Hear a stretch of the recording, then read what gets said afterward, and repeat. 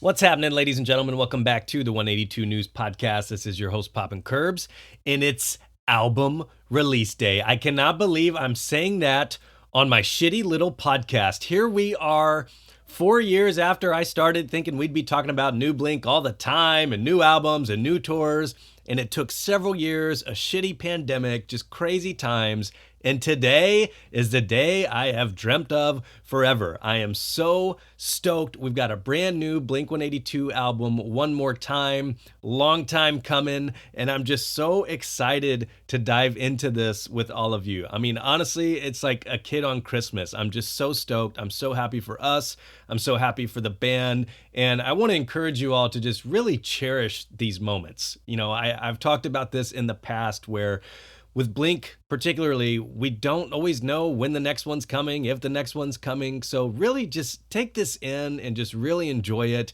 I love just seeing everybody excited to get their CD or their vinyl or going out to stores to find it and listening to the album for the first time and just seeing what everybody loves and what's their favorite part, etc.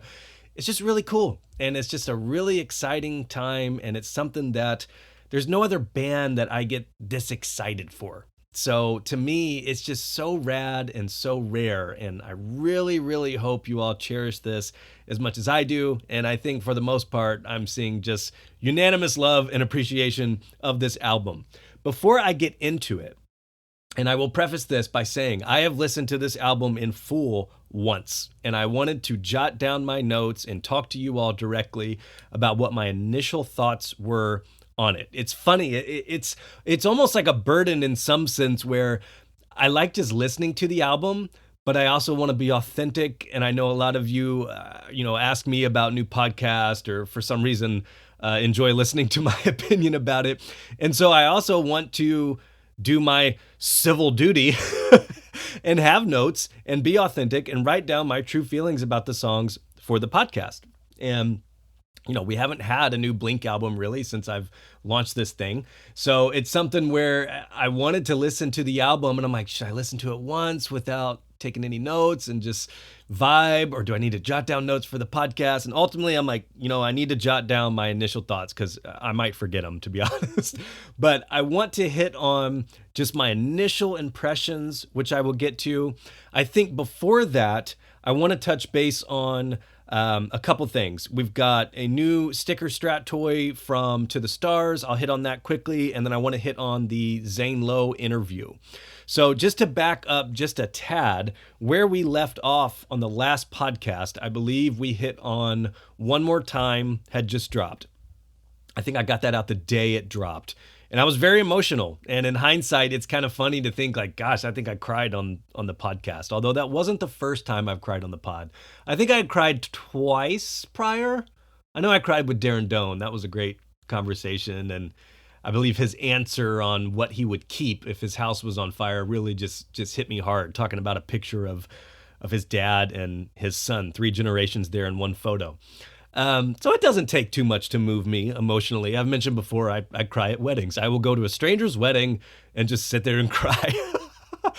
But I cried during that, and I'm not ashamed of it. I think the whole fan base was crying that day. It just hit so hard, and it was a long time coming, and we were surprised by More Than You Know that day as well, which was just an absolute banger. So the last podcast hit on both those songs being released that day. Since then, we got Dance With Me. I believe I did a YouTube video on that with my reaction.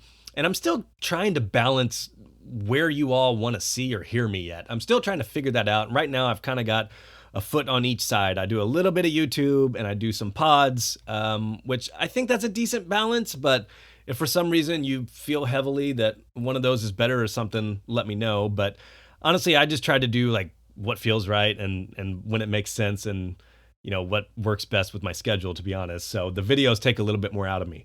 I got up my thoughts on Dance With Me, and then shortly after that we got Fell in Love. And I don't think I put anything out on that. I was kind of getting to the point where I'm like, okay, the album's a week away. I can wait. Like, I don't even want to play this one too much because I want to be surprised by this entire album in the rollout. So we got Fell in Love. And then a couple days ago, Wednesday, we got another new song, You Don't Know What You've Got, which is amazing. I think I'll save my review for that when I get into the album itself. But gosh, I have not stopped listening to that since it came out. I mean, that is the song that I was just like, whoa, this is what I needed. This is that Dark Mark song that I have been waiting for. Pour it into my veins. Just unreal. And then what a lot of folks have been looking forward to is that Zane Lowe interview. So Zane Lowe, I mean, just legendary over at Apple for some of his interviews. Just a really rad dude. You can tell with Blink, I mean, he's a fan, but even if you listen to him interview other people, you can tell he does his homework. You know, he has the mutual respect to ask the bands tough questions.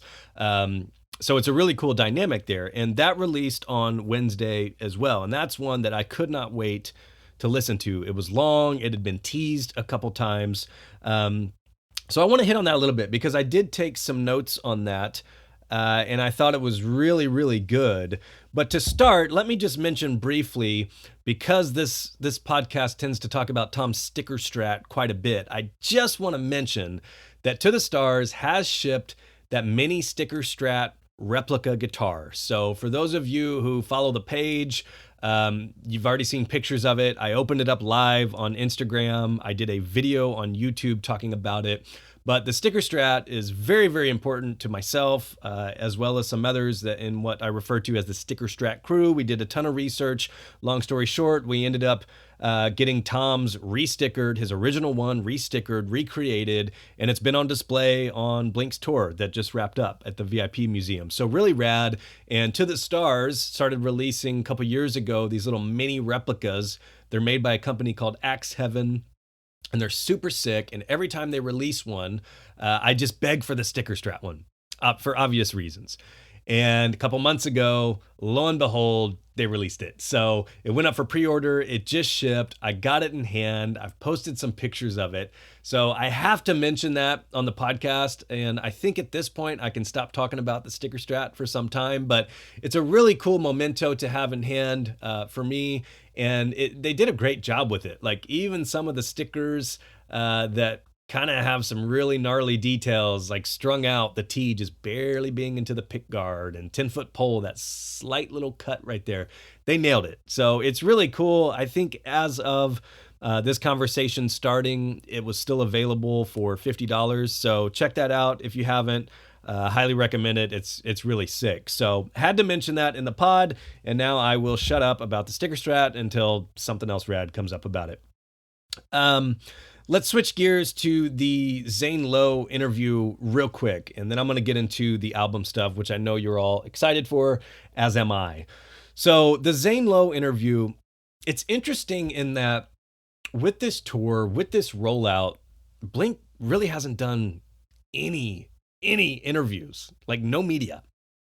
And it was really cool to hear that, you know, they're going to do kind of an open one with Zane Lowe. He's coming to Travis's studio, which if you watch it on YouTube and see the video component, it's gnarly. Like Travis's studio looks sick. So when they announced that they're going to do this huge interview with Zane Lowe, somebody they've known forever, and there's mutual respect there, I thought it was cool. And I couldn't wait to hear what they were going to discuss. So just some of my thoughts that I had kind of jotted down and my takeaways.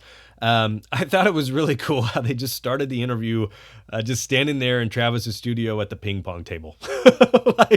like how cool. If I ever get to interview the dudes, like I would just love if I'm just sitting there like playing cornhole with Mark and we're just talking, or just like playing pool with Travis and we're just talking. Like, what a cool way to just shoot the shit. You don't typically see that in an interview setting. So right off the bat, I knew this was going to be casual and rad.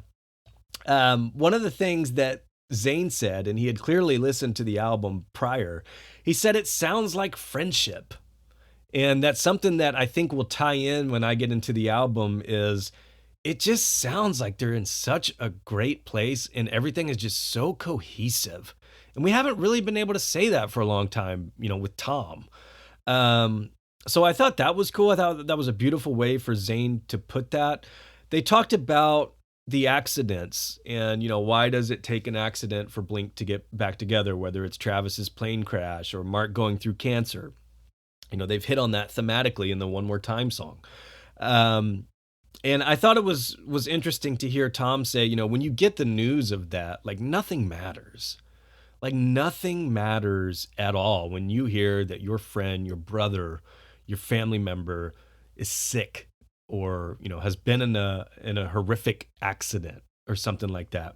And it really kind of puts things in perspective for those of you who've dealt with stuff like that or emergencies like that. Any time in my life that I've gone through serious shit or hurt or loss or something, it's like nothing else matters.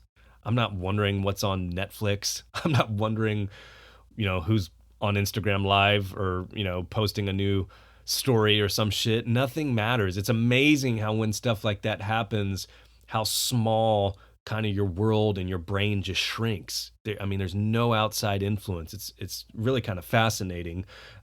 So I think Mark going through that and them rekindling their friendship, Tom got it. And that was one of my things that when I was watching this interview, Tom seemed really humbled. And Tom doesn't always show that. He's a very feel kind of guy. He hits on that multiple times in this. For him, it's all about feel and emotion. But he's also like one of the funniest fucking dudes ever. So sometimes you don't always see that, and you don't see that little insight into his heart because he kind of is more of that goofy, funny guy to us who always has a witty reply. But I think one of the things that I saw out of this was Tom did seem humbled by this, and admittedly so throughout. So Mark talked about when he accidentally posted on Instagram Live that he was getting chemo that day. And I remember that day like it was yesterday. I had so many people hit me up about that. And just to hear Mark kind of talk about that and how he really felt that if he talked about his cancer or told people about his cancer, he seemed to think that everybody would be like, you deserve this, or, fuck you, like so shitty on the internet or whatever, which just breaks my heart. And what I love about his statement there is, he talks about how his publicist called him. He had to pull over on the side of the way home, feeling like shit, make a statement about it, and just that outpouring of love. And that's something that it just meant so much to me because, prior to that, I knew about that situation. It had been in play for a long time. And it broke my heart that folks might be shitty towards Mark in a scenario like that. Like, good God, why? Because you don't like California? Like, you didn't like a couple songs on 9, and so you're going to be shitty to Mark? Or maybe that's what he thought would happen. And one of the things that I really, really liked about how that situation played out is when it happened, I just felt so much relief for Mark because he was keeping that held in, a secret. Like he mentions, a tight-knit group on that interview with Zane. And for him to finally, just release that, I just can't imagine what he was going through. And especially when you're in the public light like that, trying to hide it, trying to keep it in. You're worried about people probably snapping pictures of you going into the hospital. Like it's amazing that actually it didn't get out prior to that. But I was just so happy of the outpouring of love. And I really, really hope and felt that Mark would feel that. And I think he did. So I thought that was a cool, insight into the interview right there. He talks about, when they first met back up, and, it really started with Tom, and he hits on where Tom texted him one day. He was going through chemo. Tom texted him a picture surrounded by ladies in an Angels and Airwaves video shoot, and said like hard at work today, and he's surrounded by like 7 girls in bikinis. And Mark replied back like, hey man, looks like you're having fun. I have cancer, so that's where it started. And that's, what really kicked off them rekindling just their friendship, much prior to the band talk and all that stuff. But that's some interesting insight there that, some of you may have picked up on throughout the last couple months, but that's the story. That's what kicks it off there. So, right there, I thought that was really interesting to get that insight and to be so open about it. They talk about um, Travis being the X factor in the band, and I think that's something that from Enema onward, you've kind of got that secret sauce there. And believe me, I love Cheshire Cat, love Dude Ranch, very much appreciate Scott. In fact, it bums me the fuck out that Scott is not more public. I wish he was accessible. I wish he knew he had fans out there that would love to hear from him. But obviously, he doesn't want to, and I don't know what it is. I don't know if it's just bad memories. I don't know if it's shame because of the situation, but he obviously doesn't want the limelight, doesn't want really to be any part of it at this point. So, when Travis comes in, I think it's pretty obvious everything got stepped up to a new level from Enema onward. So, hearing that, we've heard that throughout the years, but they want to admit that openly. Travis is the X factor in Blink. He talks about the writing process. Typically, it would be Tom and Mark. They'd kind of pass ideas, pass riffs, and then come to Travis. And then now, as they'll get to, it's almost at the point where it's like, shit, Travis is writing hooks. They hit on that, like, You Don't Know What You've Got, which is definitely one of my favorite songs on the album, maybe my favorite. Travis wrote the hook on that, which is crazy. One of the things that I think has just been such a recurring theme is the healing of this band for Mark. And I think it's very important. We had a pandemic, he had a battle with cancer. We had a time where you don't know who's in the band. All of a sudden, you're back. And I just think it's meant so much to Mark. And even Tom, like I said, Tom was pretty humble about it at certain parts of this interview for sure. But I think just them getting back together and just being on the same page and so open, and their friendship, and then getting out there and just having this incredible tour and playing these huge venues. And to me, it seems like Blink is just at an all-time high. Like, it's fucking crazy. And I'm just so happy for them, because it really is just such a great experience for Mark to get out there and feel that love, and to be able to relive what could have been lost multiple times now. So that's one of the things that I just love and appreciate so much about this tour, is it just means so much to them. It means so much to the fans. And you can feel that, when you're at these shows and Mark's looking out and he's crying. Like, how do you not feel that? I mean, it's just honestly such an amazing time in Blinkland. And for creative folks like them, they need that. Even to some extent on my little podcast, or when I do creative stuff, like, I need this stuff to stay sane and be happy. Like, that is what makes you happy. And to be able to do that after it's kind of taken away from you for 4 years, I can't imagine what that feels like for them. So, and especially when you're kind of rekindled with, your brothers. So I just think that is so rad. And I could listen to Mark talk about that forever. They talk about how when they decided to get back together, they only wanted to do it if it was fun. Like, that was the thing, is we're only going to do this if this is fun, and we're going to do it our way. And you've seen that. They talk about, like, we're not going to do a million interviews. We're not going to make shit that people want us to make. We're not going to listen to outside influences. We're going to do whatever the fuck we want to do. And I've said many a time, they have earned that right. Please do, by all means. And, they're proving it. So I think it's really rad. Zane brought up the boxcar racer stuff, which I thought was interesting. I can't imagine what it would be like coming out of Enema, going in to take off your pants and jacket. You are on top of the world. And they had worked really, really hard to get to that point. And then all of a sudden, Tom's like, I got to do something else.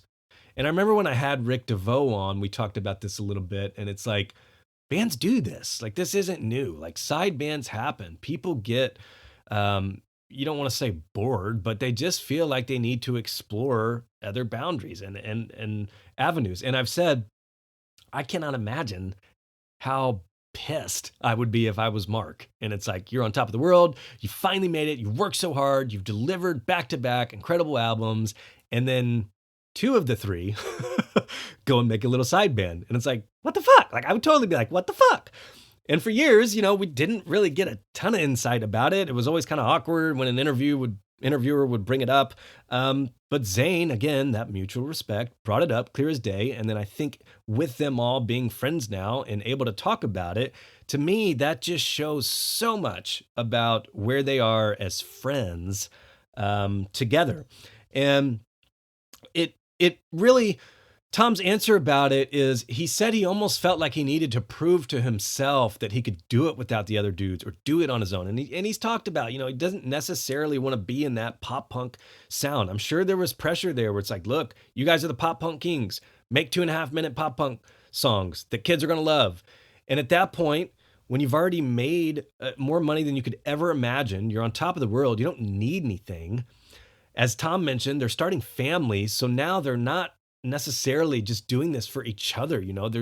They've kind of got outside families. They've got kids coming to the pictures. They've got multiple factors coming in. It's not just about the band anymore. So it's interesting in hindsight how you can totally see how this shit would blow up. And it did. I mean, it caused a huge strain. But I think what's fascinating about that is now they mentioned that they don't have those boundaries. And that's something that, for me, I was thinking about even to the last Angels and Airwaves album, Life Forms. I mentioned that during that podcast. And in fact, I went back and listened to that album pretty recently because I wanted to hear just, getting close to this one, where Tom was artistically, like, a year ago, 2 years ago, whenever that dropped. One of my key takeaways with that Angels album was there weren't any boundaries on that. It didn't have to be like synthy Angels and Airwaves sound. Like, there was punk sounding stuff on that. There was stuff that was more aggressive than you might hear on a previous Angels album. And I was so happy for Tom at that point in time because Angels and Airwaves had always just been kind of his canvas to do whatever he wanted on. But, it was still kind of in a little window, in a little sector of like, this is an Angels and Airwaves sound. This is a Boxcar sound. This is a Blink sound. And what was fascinating to me on Life Forms is all those boundaries went away, and it was just like a snapshot of where Tom was artistically at that point. And it always kind of bummed me out that you had these little sections and Tom had to kind of pick and choose. It's really a fascinating insight, to be honest. These artists that juggle multiple bands and projects, it's always fascinating to me. Like, how do they know this is an Angel song or this is a Blink song? I actually asked Skiba about that once. How do you know this is a trio song or how do you know this is a Blink song? His answer, if you're curious, was basically like, when I'm writing for one, I'm writing for one. So it's fascinating to kind of think about that. But what's great, the point of all that I'm trying to get to is there's no boundaries in Blink now. They've earned that right. No one's expecting just this pop punk masterpiece. They can do whatever the fuck they want. They don't have to have these little 2-minute bangers for the radio. They don't give a fuck. They want to make whatever music they want to make right now that they enjoy. And I think that's awesome. And with that, and I think this is the best example that you could ever imagine, there was that Boxcar Racer song that I know everybody was curious about. For the past couple years, oftentimes, Tom and Travis would kind of tease each other on social media, and the fan base would get all riled up. And oh my God. It was kind of exhausting when people would start asking about it or thinking we're days away from a new Boxcar song or some shit. And it's like, come on. But during that, at one point, they did mention that there was an unreleased Boxcar Racer song. And people started thinking that we were going to get it at some point soon. And lo and behold, what ended up happening is they turned that into a Blink song. And to me, that is all the proof you need that they are comfortable bringing whatever ideas they need to the table and sharing them with each other. There's no boundaries at all. And one of my key points on this album will be the versatility of it. You'll hear it throughout. But I thought that was really cool. And Tom talked about, like, they didn't want to just do that, like him and Trav. Like, why not make it a Blink song? And so to me, that spoke volumes about where they are as friends and artists. So I thought that was really cool. Zane talked about how Anthem 3 felt like it was talking to the other two. and he mentioned that the album as a whole was like Enema grown up. And I thought that was a really cool perspective, especially because I hadn't heard the album yet. So I'm just getting excited listening to reviews on it or his perspective on it. Um, as I mentioned earlier, you don't know what you've got. Travis wrote that hook, Mark wrote the verses. So it's really cool to see how much Travis put into this album. Like, to me, this is just Travis saying, like, I am established as a producer. I would love to ask them, like, when did you know that, like, Travis had this? Because they'd worked with multiple producers in the past. And it's very interesting to me that's like Blink gets back together, they start working together, and it's like Travis is the one. And I think that's fascinating. It's something that's like, while the rest of the world was playing Animal Crossing and locked up during a pandemic, Travis was just honing in on his craft and just going ham in the studio. And on my very first podcast, I said, Travis Barker will go down as a legendary producer. Now, I will say, I didn't realize it'd be 4 years later with Blink, but there was no doubt in my mind that that dude was going to hone in on his craft, and he just has the work ethic and the ear for it. So I thought it was really fascinating to hear just how much Travis had his fingerprint really on all of this. I mean, he's fucking singing, he's writing the hooks, like, he's producing it. Like, good Lord, talk about the GOAT. I mean, Travis it never ceases to amaze me, like, how much he does. It's honestly just surreal. One of the things that we got in the teaser was the One More Time. So as I had mentioned, as soon as I saw that title and heard them talking about it, I'm like, people are going to think this is the last album. This is the last time they're together. It's not. So to see that clip in full where it's like, yo, this is the last time that we're going to fuck this up. Like, it shouldn't take these accidents. It shouldn't take this. Like, at this point in our lives and in our career, like, we're dedicated to this and our friendship and our legacy. One more time, we're not going to have to do this again. So I thought that was cool to hear that in the interview. That was teased prior and something that stood out to me.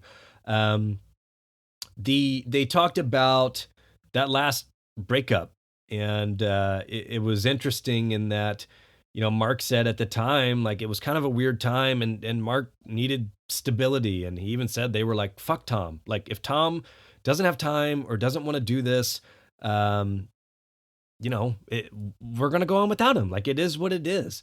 And I thought it was interesting that in the past couple years, they had said that Travis was more or less the one that was like, when Tom comes back, using that phrase.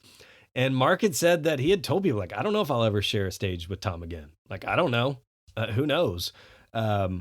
Really genuinely didn't think he would. And as I've said in my heart, like, I don't know. Like, I thought maybe they would play together if they get inducted into the Rock and Roll Hall of Fame, or as a one-off local show, even as a 4-piece or something. But I thought it was very interesting to hear that it was basically Travis that was kind of really always open to it. They talk about how, Blink is Travis, Mark, and Tom. And Travis says this, and he says that, they love Matt, but it's the three of them. And Mark said, it's the three of us. And when we're together, he feels like he can take on the world. Like, they go out on stage and they just absolutely crush. So I thought it was really fascinating. With hindsight is 2020, we've got that whole Skiba era is rad. I'm forever appreciative for Matt and his time in Blink and the countless memories and trips and concerts that I went to for those. But it's clear as day to them that even they see it, where it's like, Blink is us three. And Travis even said at one point, like, we shouldn't settle for anything less than that. And I don't think he meant that in a negative way. I just think he meant, like, they feel it. Like, now that they're back and their friendship is together and they've been in the studio creatively, like, Blink is the three of them and they want to keep it that way. So I thought that was really fascinating insight. And of course, Tom hit on some of his personal issues that he was having. He admitted he was going through a divorce. He was building his To the Stars company. He was, very deep with the government and all the UFO stuff that he was very passionate about. And I think for Mark and Travis, their primary goal has always been Blink and to be a musician. And Tom, at that point in his life, like, he was wanting to go after other things. And I think that's fair when you look at it. Like, I totally understand not wanting to go out on tour. Like they just ended that tour. I'm exhausted for them. And I've been at my house for 99.9% of that. So I can't imagine what that takes out of you, or trying to commit 2 or 3 years of that for an album cycle or whatever. Like it probably sucks if you want to do other shit, to be honest. And don't feel like you have that in you at that point in time. So I get it. I think it's very healthy to try and understand both sides of the situation. And Tom said he didn't want to hold those dudes back. They didn't want to wait on Tom, and the rest is history. So it worked out. I mean, it's fine. And I think it's cool that they can openly talk about it at this point. They talked about some of the production. So Travis said that, in the back of his mind, he was always kind of thinking like, what would Jerry Finn do? And I thought that was cool. In fact, I was thinking of like the WWJD, like bracelet, like what would Jerry do? It's just a friendly little reminder of what Jerry would do on the album. So I thought that was really cool. There was, some fascinating insight. I think it was about an hour and 15 minutes. I was glued to the television, couldn't look away. They close out really talking about like, what's the best thing about Blink? And Travis kind of said like, look, this is the best version of Blink. It doesn't feel like work. Like, I think that's where to them, it's just fun and hanging with your friends. Like, who wouldn't want that? I think so many of us have dreamt of that and lived vicariously through Blink for all these years. It's like, imagine just being out with your two best friends and you can do whatever the fuck you want. And you get to just rock out for an hour and a half every night and rinse and repeat. Like, who wouldn't want that? So I think it's really cool that, even to this day, it's like, it doesn't feel like work to them. It's fun. It's just what they do. It's what they were put on earth to do. We all have our little gifts and traits. Theirs just happens to be incredibly amazing musicians that give millions and millions of fans like incredible amounts of joy. So I thought that was awesome. Mark had said that it's making music with his best friends and just the joy in that. The joy in the room, the joy of walking out on stage and seeing smiling faces and tears and the signs and just happiness. Like, you can just tell that Mark just really just loves Blink like so much. And that's something that's why I love Mark so much, is it's just for Blink, he never, ever, ever has lost sight of that from the beginning. Like, you can tell that even to this day, Mark still has that instilled in him in like what it took for them to build and how appreciative they've been for every fan along the way. And, Travis is very appreciative, very, very humble. But Travis wasn't there in the early days with Blink. Mark has been this entire time. Tom's been in and out. So it's wild, but that's something that you can just see it in Mark. You can see it in his smile. You can see it when he talks about it, when he interacts with fans. He's out there wearing his own band. Like, Travis and Tom aren't wearing Blink stuff. Mark's wearing Blink every day. Like, he just loves Blink 182. And that's, I do too. So in a way, I can connect with that completely. So it's just really rad. And I'm just so happy for him to get to relive that at the level that they're at with, his best friend for all these years. So it's really cool. And then Tom talked about, the best thing about Blink right now. And he said that it's their fixed friendship. And this is where I think the humbleness of Tom showed quite a bit. And he just said, like, it was such a weight lifted off of his heart. And, Tom was pretty quiet during all that time. Yeah, he would promote his books and he would talk about the new Secret Machine stuff. But, understandably so, you don't want anybody knowing too much about your personal life. I'm the same way, but it's always like, it's very deep to me when I hear Tom speak like heartfelt. I alluded to that a little bit earlier about this Zane Lowe conversation, and I really felt it from Tom. Like, he seems genuinely like humbled by it and has grown from it. And I think that's something that, we should all strive to do over years. If you haven't grown as a person and, a little bit wiser as you get older, I don't know if you're doing it right. I certainly feel that way, as opposed to even some of the stuff that I said or did 5 years ago. It's like, gosh, I've grown a lot since then. I've matured since then. I've grown as a human being, a more compassionate human being since then. So I think that meant a lot to Tom, and I could feel it at the end of that interview for sure. So long story short there, I needed to hit on that because it's really the main interview they've done that we've seen. So I wanted to touch base on that. Zane did an incredible job. A lot of fans were stoked for it. So I wanted to hit on that prior to getting into this new album. So let's talk about it. All right, folks, it's time. Let's talk about the new Blink-182 album, One More Time. I just cannot believe this day is here. It's unreal. So again, I want to reiterate, I have listened to this new album once thus far, and so I'm going to basically go through just my initial impressions. We'll talk about it. I'm sure there will be follow-up pods.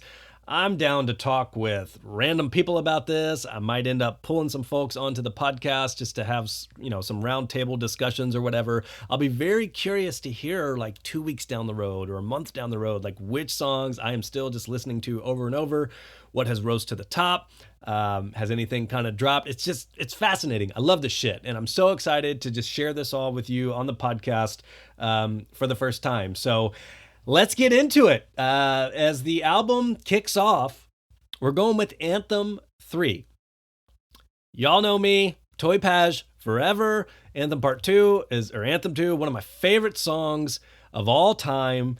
And leading up to this, the fact that they were just doing a third part to this, much less kicking off the album with it, I'm thinking, this has to have some heat. This has got to have a punch to it. It's got to be gnarly.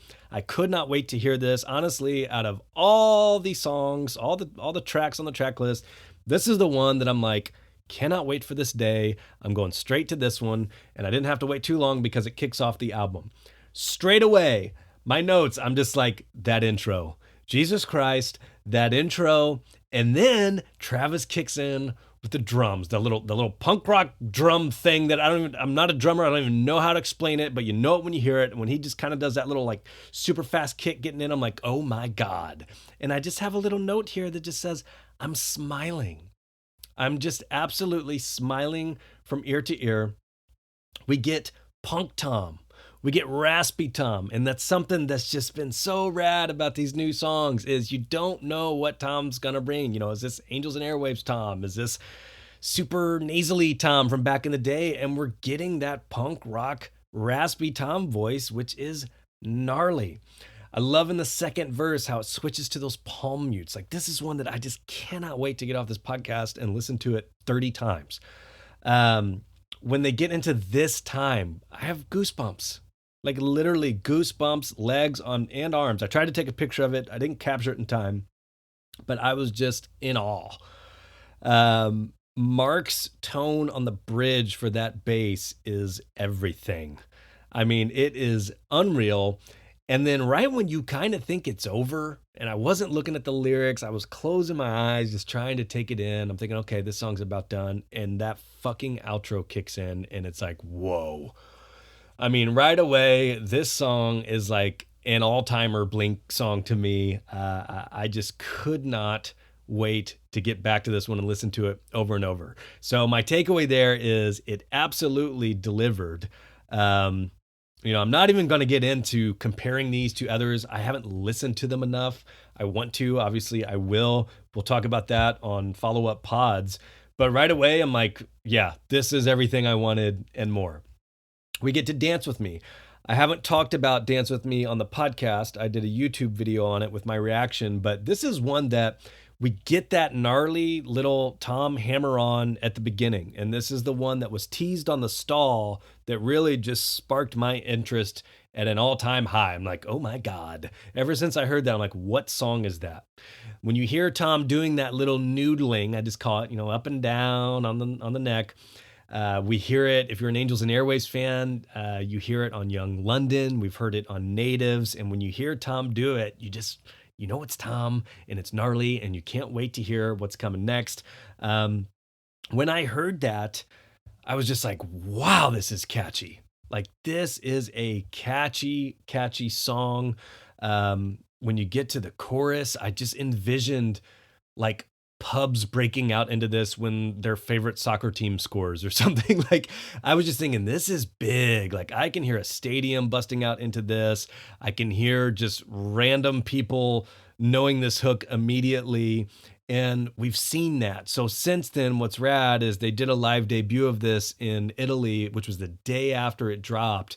And I mean, that crowd was going nuts and knew every word. So to me, this was one that just stuck out right away. Like, holy shit. I love the bridge. Like, it's just so Tom. Like, that is some of the guitar stuff that I missed, admittedly. And it's here and it's being delivered and it's so fresh and it's just rad. One of the interesting things that has come up since then is Aaron Rubin, who has co-produced a lot of this. And he talked about how at one point that outro was actually the main chorus, which is very interesting because one of the things that I noted in my review is like, I love how this actually has its own outro with its own lyrics and it actually closes the song properly. So I thought it was fascinating to hear that that was the chorus at one point, but then they swapped it for the more simpler ole, ole, ole. Yeah, we're doing it all night long. And there's actually a video version on YouTube that has those flip-flopped. It has that outro as the chorus. I listened to it. Somebody sent it to me. And I think they made the right decision. I really do. I like it. Like, it works, but it's kind of too much. And one of the things that I always go back to is Tom refers to Blink as like nursery rhymes on meth. That's Tom's words, not mine. Or, I think in the Zane Lowe interview, Mark said Travis refers to it as nursery rhyme punk, I think, or nursery rhyme punk rock. And sometimes you can almost say too much in a chorus. Like, yeah, it works. It's rad. But if you want it to kind of have that mass appeal where people instantly remember the words and instantly know it, it needs to be simplified. It needs to be a nursery rhyme.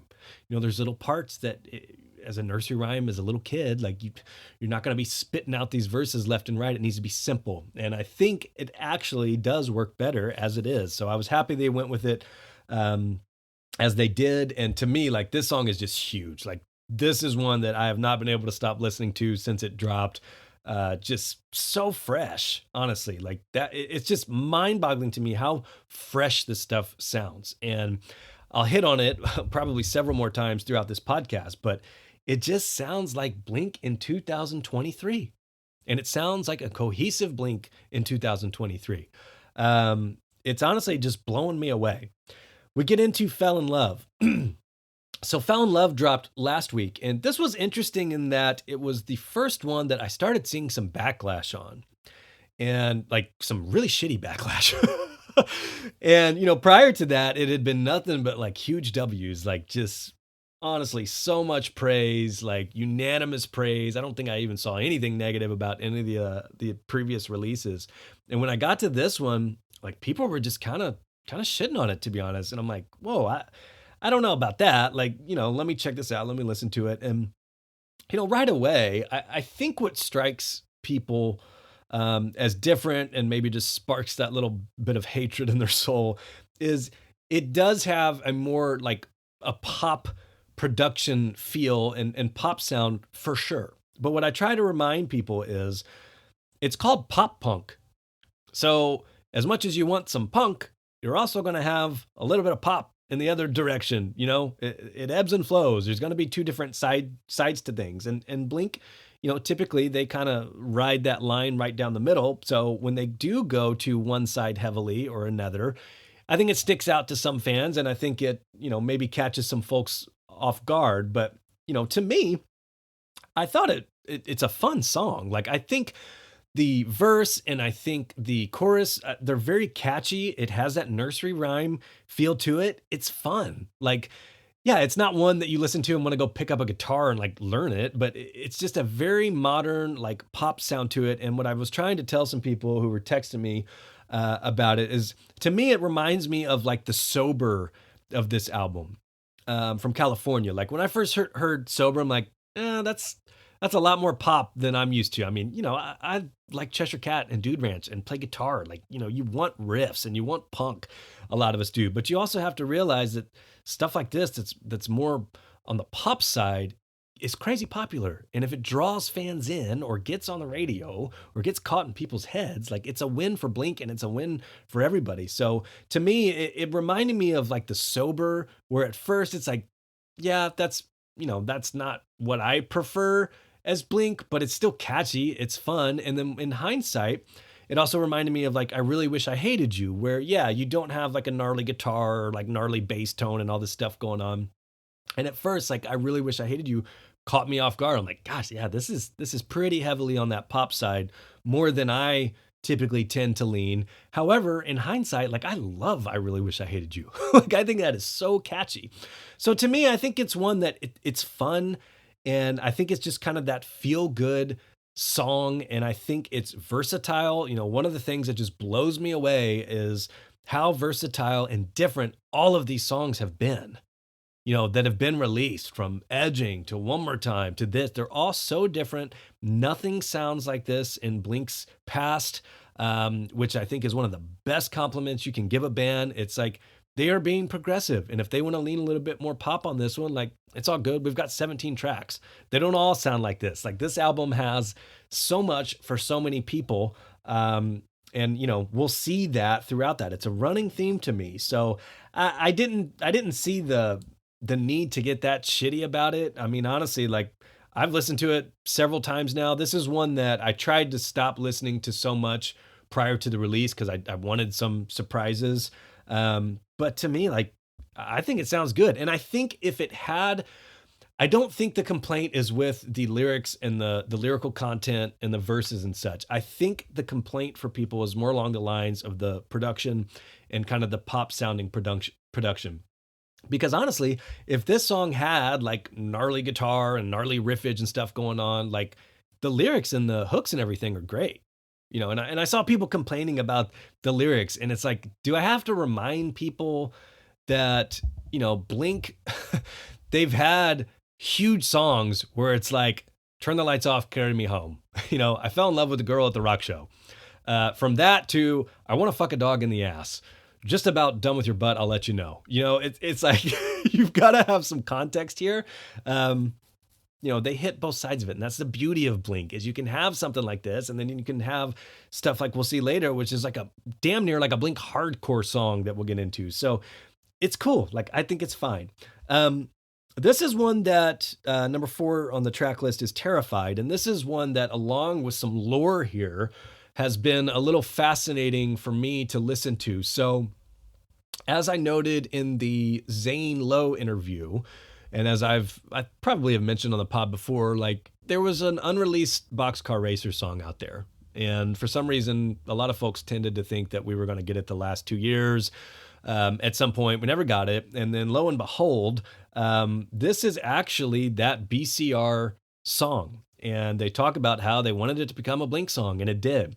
And so I was very, very curious to hear how this would sound, because for a lot of these bands, and this kind of ties into like Boxcar, this ties into like Plus 44, like a lot of people want a new Boxcar Racer album, or a lot of people have begged for like, gosh, I wish they would have done another Plus 44, or maybe you think the last iteration of Blink should have been Plus 44. And to me, it's unfair to think even that the artist can recapture that moment. Like to me, those are such snapshots in time. Like you cannot recreate Boxcar Racer. You cannot recreate When Your Heart Stops Beating, with Plus 44. And so I've always been of the opinion that I kind of like those just as their own little snapshots of where the band was at that point in time. So when you hear that there's a new Boxcar Racer song, I was almost just like, gosh, will it live up to it? Will it even sound like Boxcar Racer? Can they recreate that magic that's back then? So I was very, very curious to hear how this would sound. And I'll be damned, when this kicks in, it does sound like Boxcar Racer, which is fascinating, because this is one of those things where when you're someone like Tom, who has Blink, Angels, and Boxcar that are somehow very different sonically, yet still very much like rooted in the same like artist and interest. Like, I don't know. It's fascinating to me how these dudes have such great side projects and just so many fucking good songs. So when this kicked in, I'm like, yeah, this sounds like Boxcar Racer in 2023, which is fucking crazy. And this is another one. I got goosebumps. I wrote a little note here like GB. I'm R.L. Stein in this bitch. I've got goosebumps.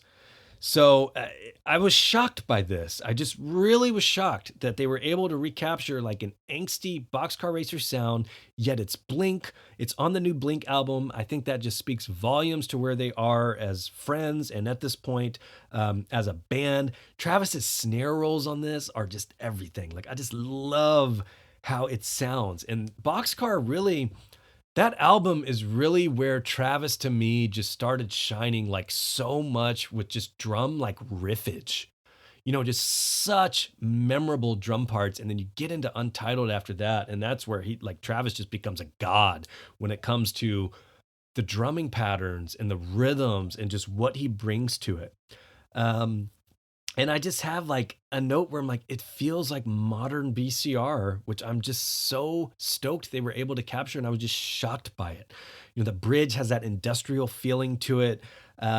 Just blown away, honestly, like just so blown away and so stoked that it ended up on this album. That rolls into One More Time. So obviously the album is called One More Time. The last podcast was right when this dropped, and I think the fan base all just needed a tissue. It hit me so hard. And I think alongside the video, it just hit me so hard. And then thankfully, I mean, it didn't take too long. The next day, a couple days after, like I could listen to this song and not cry. And it's one of those things that I just think it's so important to the band. It's probably even more important to the band themselves than to us. It's one of those things that's interesting when bands write stuff, when people write stuff, it's more or less like their emotions, their heart pouring out. Whether or not it even gets to a consumer or for us, a lot of times doesn't even happen for most artists and most bands. So this is one that it's basically like it's their like love letter to each other. And I think it's just so important for them, obviously to the point of where it became a theme as a band, as a unit, into what they named the entire album after. They could have named this album anything. They could have came up with a random name. They could have left it self-titled, untitled, whatever. But it was that important. So I think in hindsight, it's one that, I haven't revisited it a ton just because it kind of has that like downer, like it makes me kind of sad because I envision myself like watching that video and seeing the flashbacks and seeing myself in them getting older. And that's what just hit me so hard in the video is like seeing the flashbacks. And it's like, we've grown up with them and we're getting fucking old. And it's not particularly fun to think about. But it's also rad that, we're all still excited and sharing this with them. So it's one of those things where to me, Blink has always felt like my older brothers. And they're like the older brothers that I never had. But I see myself in them and they're always just a step ahead of me in life. It's like when I was younger in my early 20s, like I would see Mark as a father and kind of look up to them and I'd see them with their kids and Travis. Like, I mean, one of my favorite moments was I was waiting outside of Palladium to meet Travis and he walks out and his daughter was asleep on him and his younger kid, I mean, it was late. It's probably 12 midnight.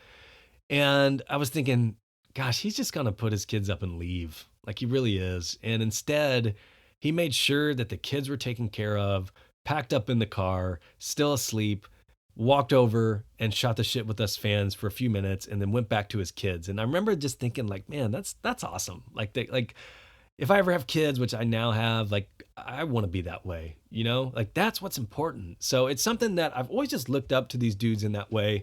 And seeing them at that stage of their life and where we all are now, it hit me really hard. Now I will say I still love like the lyrics of that song are awesome. When Tom comes in with that, do I have to die to hear you miss me? Like, damn, like it's just heavy shit.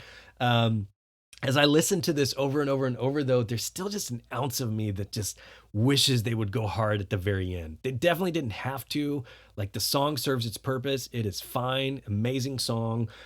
Certainly worthy of the album name. And again, I think it's more important even to the band than us. but there's still that ounce of me that's like, maybe even in a live scenario, like, God, if they just went ham, like I'm thinking like a Letters to God where it kicks in, or like a No It Isn't, just that last go around, if they just would fucking go off right there, even as just like a live outro, like I think that would just be like God tier, like just unreal. So yeah, one more time. That's one that, it's been in the rotation many times now. More Than You Know. So of all the songs that have been out prior to Wednesday, this is the one that I think I have been revisiting the most. And to me, like it reminds me of Neighborhoods when you had some of the releases. You had Up All Night, and then you had like The Heart's All Gone of the album. And this is what it feels like to me. It's just that banger. It's just that heat. And so when this song just kicks in, I just love it. And of all the things that I had heard prior, my favorite single line that I had heard is that I shook all the leaves from the tree and left you with nothing. And I want to end up breaking down all these lyrics at some point, maybe in a future pod, but that's not my focus of this one. But of all the moments, of all the songs that were released prior to the album, this was my favorite. This verse right here, that second verse in this song, and it's just because of it's so Mark, and he's painting a picture. So take notes, kids. This isn't I hurt you. This isn't I deserted you. This is an artist with a paintbrush painting a picture for you. And that is that next level shit. This is that they're veterans in this game. These are seasoned veterans who, lyricist and writing these songs. And it's, I shook all the leaves from the tree and left you with nothing. Like that picture he paints right there to me is just like, God, that's so Mark. And it's just so killer. So I don't feel like I need to talk about this one too much.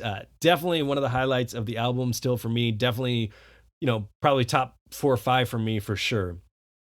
Turn This Off.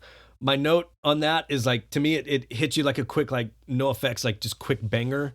Shorter one, not a ton to say about that one, but it serves its purpose for sure. And that's a good point there is like, for the Fell in Love, if you're the haters on the pop swing of things, the ebbs and flows here, this is on the other side. So, you get both. You're going to have I Really Wish I Hated You, and then you're going to have Generational Divide. There's two there. So, and there's people who love both. There's people who love one, love the other, and then they have that mix in the middle. So with 17 tracks, there's not much to bitch about on this, I feel like. I think as I had sort of predicted and had felt in my heart, they would cover all the bases here, and they certainly did. When We Were Young, to me, that's a very Blink sounding intro. So like with the tom guitar going in there, to me, this is like a lot of this stuff. Like even when I first heard Edging and some of the newer stuff, I was very curious to hear what Tom led stuff would sound like, because I had a feeling a lot of it would sound similar to Tom's demos, Odds and Ends, which he released right around the California time. When they had split as his Blink ideas at that time. Like if you haven't revisited that album, go back and listen to it, because there's some good songs, there's some great ideas, and then there's stuff that where I'm like, man, if Travis and Tom or Travis and Mark were there and they were working on this together, like shit, this would be next level. And this is one that I just have a note here. I'm like, this sounds like where Tom told us he was going several years back. This is what I think Tom envisioned Blink sounding like at that time and in the future. So, you've got a synthy bridge there. It to me, it sounds like a very modern Tom Blink take on it. So I dug it for sure. We get to Edging. Edging's one that, it's so catchy. And when I saw it live multiple times, it was a really rad moment just to hear how popular that song was with the crowd. Like everybody singing it. Mark's I Know There's a Special Place in Hell line is still one of my favorite lines that I've heard thus far. I saw some folks saying they think the mix is different on this one. I'll have to listen to it again. I didn't catch that on my first playthrough, but I'll be curious to hear it multiple times, on good speakers and headphones and such.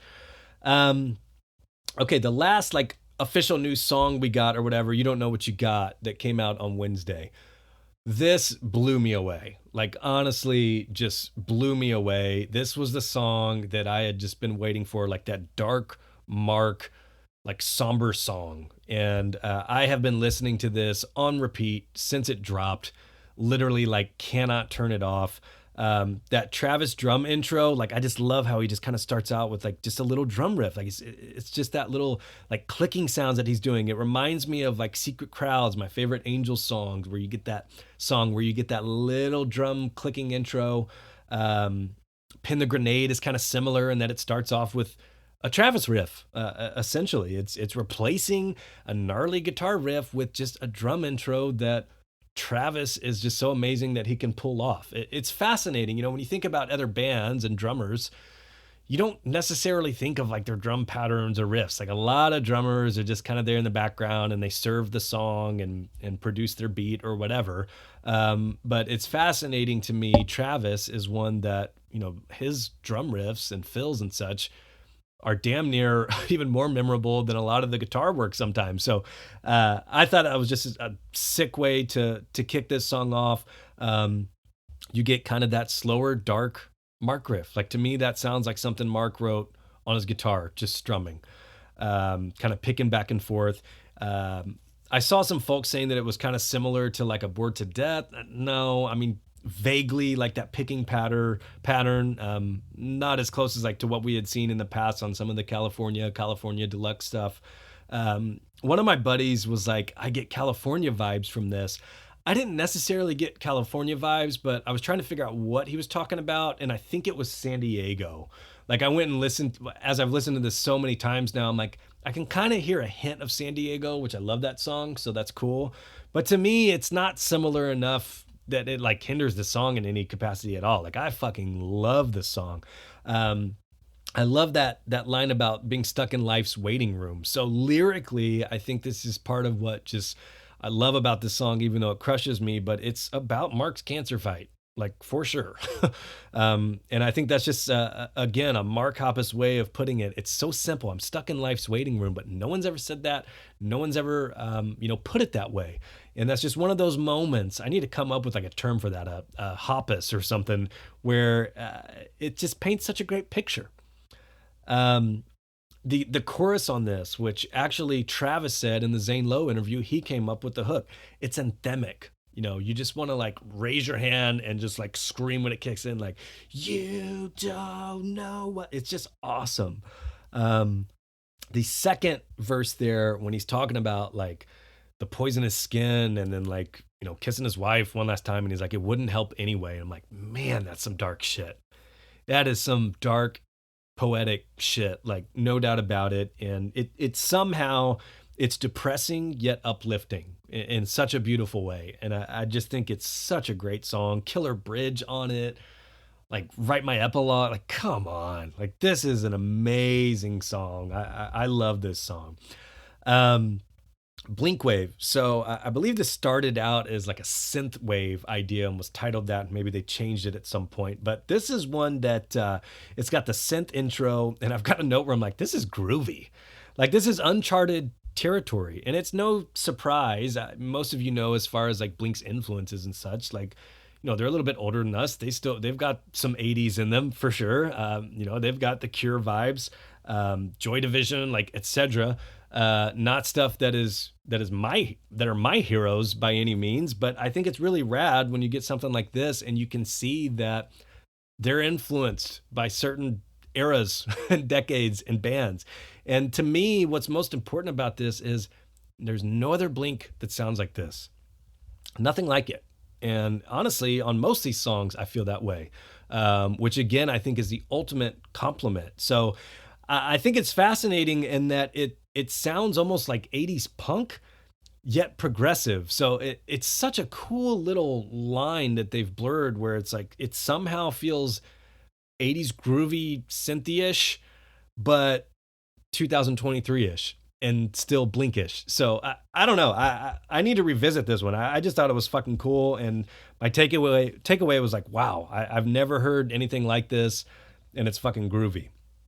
Bad news. So prior to the release, so many people were messaging me about this. So you've got the Mark acoustic intro. It kicks in just gnarly. I mean, it's a banger. I think for a lot of folks, the lyrics can be relatable, kind of outgrowing people or whatever. And then there's that kind of theme, like there's no such thing as a happy ending. And I think that's something that, it's kind of interesting to think about. You don't always get a happy ending.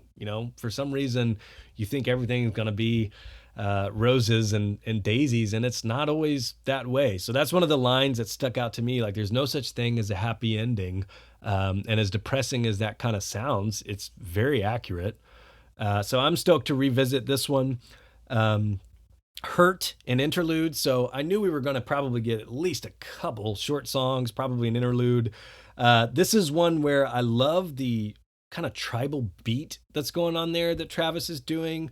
It's got a gnarly vibe. To me, this is one that's it feels like it could have been on that Of Nightmares EP that Tom did. Like, this is just like a trippy vibe. And I think it's gnarly, and I think it's one that totally could have been on like an Angels Air and Airwaves EP or album or whatever. But to me, this is like, Tom, here, play with this one, go off, we'll build around it. Like, this is pretty rad. So for an interlude, like, I think it's pretty gnarly. Turpentine. So this is where folks were like, dude, you gotta listen to Turpentine, like, ASAP, like, go listen to it.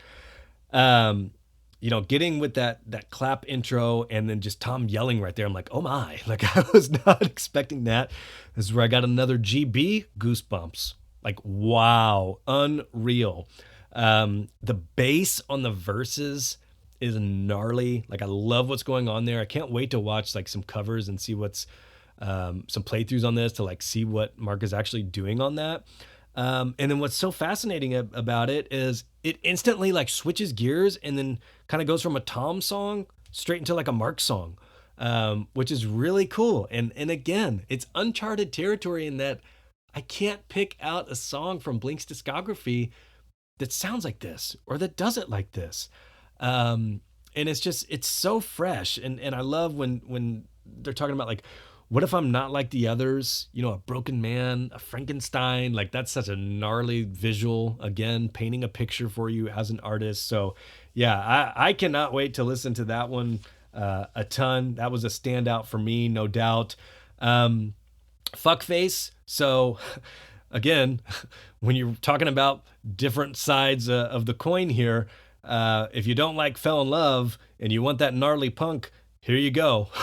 This is one that's quick, banger. I believe that Tim Armstrong was affiliated with this in some capacity. I don't know if it started out maybe as a demo with him in the room or something. I'll have to fine tune that, but it does sound like something that could be just like on a quick punk album for sure. I mean, it hits you real fast. This is something that, you really don't hear stuff like this in any of Blink's catalog. Like, that quick, that fast, that gnarly. I'm just blown away by the versatility on a lot of this. I mean, there was shit like, I love like hardcore music. I love like death metal. Like, I love Lamb of God. And there was parts on this album where I'm like, man, like they're like getting into metal on some of this stuff. Like, it's sick. Like, Tom screaming and shit, like gnarly. The next song, Other Side. So I saw the lyrics to some of this stuff quite a while back. And I try to avoid spoilers for the most part.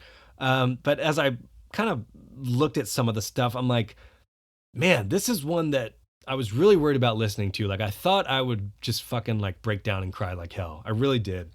And it's because if you look at the lyrics, it's clearly about Robert, Mark's bass tech, who passed away. And, it's such a bummer. Like, it really fucking sucks. And there's no other way to put it. And, somebody lost a dad. I don't even want to get into it, but it's crazy. And, looking back at all the Blink shows I've been to, like, I just loved seeing Robert, and I loved being up front and just like asking him questions or like bothering him for a pic. And he was always so fucking rad. And to me, like, when I saw Robert, I just knew that my favorite band in the world and some of my favorite people in the world were not too far behind him, and shit was about to get real. So when I saw Robert on stage, and even like his Instagram was so rad, and like he took the best photos, and like he just had his Stage Right Coffee thing starting up, and it was just, gosh, I miss him so much. And when I heard that he had passed, it just shook me. Like, it shook me. And when I saw the lyrics about the Stage Right Coffee life, and all that stuff, I'm like, gosh, this is going to be a a deep song for sure. Like this is about Robert. And what's crazy is, and I've never told anybody this, but when that happened, when Robert passed, I sent Mark a message, just like I don't even know what I said because I can't even remember. It's so hard to even know what you say to people who are dealing with stuff like that. And I remember Mark wrote me back and he said, "It's like someone got struck by lightning on a clear day." And I remember just reading that. I'm like, God, that is like, again, like that's a hoppus. Like I alluded to earlier. It's one of those things where it's like no one else would say that, but it makes so much fucking sense. And it's just beautiful. It's just a beautiful, as terrible as that situation was, that is a beautiful way to put it, from an artist perspective. And that's just, it's one of those little scenarios where I'm like, Mark just has such a pure artist like soul. And I've thought about that from time to time. I'm like, gosh, it's like someone got struck by lightning on a clear day. And when I saw the lyrics to this, and I'm looking at it, and it's a lightning bolt without a cloud in the sky. And I was like, that's exactly what he told me. Like, that's what he told me the day that happened. And it's just fucking crazy. And I was worried about the song that it would tear me apart. And what I find beautiful about it is it was actually so upbeat and uplifting that I just love it. I didn't get sad during it. I was happy and smiling and knowing that Robert's looking down from somewhere, tipping up a coffee glass with a big smile on his face, so stoked seeing where Blink is now, where Mark is now. And I just thought this was just such an honorable song for Robert and something that just will have so much meaning for so many years to come. And for anybody who crossed paths with Robert, this is just such a good celebration, of his life and of his legacy with Blink. And that's something that I'll think about every single time I listen to this song. I love this song and I cannot wait to listen to it again. The acoustic bridge, like I just think it's beautiful. And I'm so happy that Mark was able to kind of put his feelings into words here, celebrate it, and that it's on the album forever. So to me, this is a very, very, very special song on the album, no doubt about it. Can't wait to listen to that one some more. So Childhood, the closer. Okay, so closers are important, openers are important, closers are important. One of the fascinating things about this is when Travis was asked by his daughter for some sort of interview like a month or two ago, she said, "What is the GOAT Blink song?" And he mentioned One More Time, which we've now heard, obviously, and then Childhood. And I've been very curious, like if you're putting these songs above Untitled, Toy Page, like, Enema, like these have got to be bangers, and very, very good songs. And so I was so curious to hear what this one sounded like. And, it starts out, it doesn't sound like any other Blink songs, yet it's somehow very much Blink, very progressive. It's a slow jam, but, that outro, this is one of those things where I think Remember to Forget Me is like the epitome of a drum outro, just making you just need to take a deep breath and like, I've joked in the past, like I don't even smoke. And at the end of that song, I feel like I need a drag of a cigarette and like a Gatorade, like that just took me on a fucking ride. And I think this song delivers in the same way. Like I love this song. I love the outro on it. And then I love the kind of theme there and the lyric, like where did our childhood go? And I talked about it on One More Time, but I think this is one of those things where it's like, we're growing up, man. Like we're growing up and you start looking back. Like I was thinking the other day, I'm like, gosh, I haven't seen some of my friends in like fucking 20 years, 22 decades. Like here, we're getting ready to be up on the 20th anniversary of Untitled. And I was thinking back to the 10th anniversary when I was in LA at Palladium. I was just looking at a picture of that the other day. I'm like, that was a decade ago. Like I was a different fucking person. I didn't even have kids. Like I hadn't even met my wife. Like think about how much your life has changed in just the past 5 or 10 years. Like it's crazy.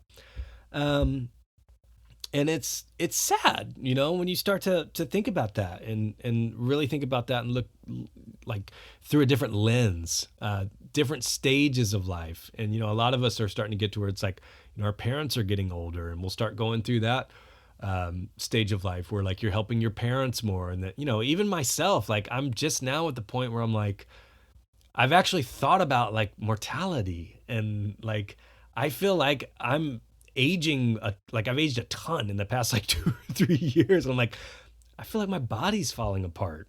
And you think about like this stuff goes by in the blink of an eye. Like 10 years ago to me, like that, yeah, it seems like a little bit ago, but not that far. And then you multiply that by 3 or 4 more times, you're gone. So I think what's gnarly about this album is it makes me think a lot. Like it makes me get introspective about my life. And again, Blink has always been that older brother to me who's just a little bit ahead of me in the walk of life. And it's interesting to kind of see where they are, and where what their priorities become, and their output and insight on life. So I thought it was a great closer. My gut to me, I don't think it's my second favorite Blink song of all time. Probably not second favorite on the album, that's for sure. I haven't even thought about it, but I can see why this song meant a lot to Travis and the band, no doubt about it. So I mean, there you have it. 17 tracks. Again, this is my first listen, fully through, just jotting down my initial impressions. And I think it's an amazing album. I really, really do. My takeaways on it are, it is Blink in 2023. And that's the best way I can put it. It's super cohesive. You don't have these songs where it's like, on Neighborhoods or Dogs Eating Dogs, you listen to a song, it's like, yep, that's Mark. Mark probably recorded the guitars on that, did on a lot. Or you see one come in, it's like, yep, that's a Tom song. That Tom brought that to the table. And I think what's so rad about this is it's all three of them working together and putting out the best product, which I think is amazing. So, my takeaway on it is this is Blink in 2023. I don't think they're rehashing anything. Like, I think it's so progressive, yet still so much Blink. I think they are just firing on all cylinders. I mean, it's crazy. 31 years in, I genuinely feel like they're on the top of their game, which is wild. Like, not many people, celebrities, athletes, musicians, whatever your craft is, it's very hard to say 30 years after that you're like somehow better, especially when you got to such heights as they did. As far as comparisons go, it's tough for me right now. Like, all of the Blink albums are so special to me in such different ways, and they're unique snapshots of different parts of my life and take me back to those times. It's tough for me to kind of try to pick a favorite, or is this better than this? Is this better than that? Maybe I'll get into discussions about that a little bit later on once I've had more time to let this actually sink in. But I don't want to do that right now. But I will say, I think this is way more cohesive sounding than like Neighborhoods, than Dogs Eating Dogs, as far as Tom goes. Like, I don't think they necessarily picked up where they left off. Like, it's crazy, but it's almost like they've artistically like been firing on all cylinders since then, and have somehow like made an even more amazing thing. It's just wild. So yeah, I mean, end of the day, like, I think this is everything the fan base could have wanted and more. Like, honestly, like with Tom coming back, like I loved California. I love Deluxe, like love 9. Like I think those are amazing albums and such bangers. So to be honest, there was a little part of me where I'm like, gosh, I don't know what it's going to sound like. Like, what if I don't even like it more than those, But I think like not only is Tom back, but like they are delivering on a whole new level.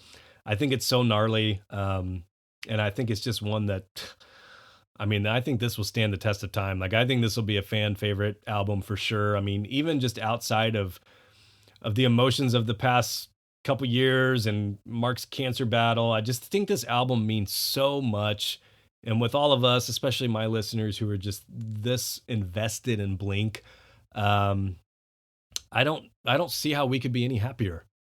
Honestly, like outside of another tour, hopefully being announced soon, because I cannot wait to hear a lot of this stuff live. So, anyways, I think right off the bat, like, squirt gun to the head, because I know people are going to ask me, like, what's your favorite song?